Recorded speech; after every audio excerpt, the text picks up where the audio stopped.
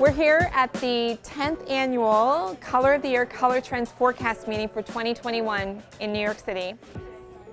The Color Trends workshop for our customers is super important. They expect every year for us to come with color directions and translations of trends for them.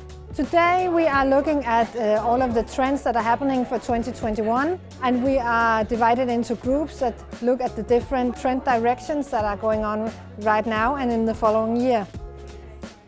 The trend forecasting process is important for our customers because it helps to give them the confidence in choosing colour for their home.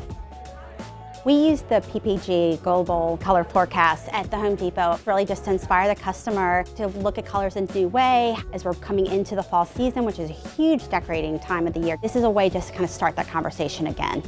It will be kind of like a go-to tool for them. Hopefully, because the trends are built around themes and stories, it can also contribute to a more sustainable way for them to use colour and materials and design.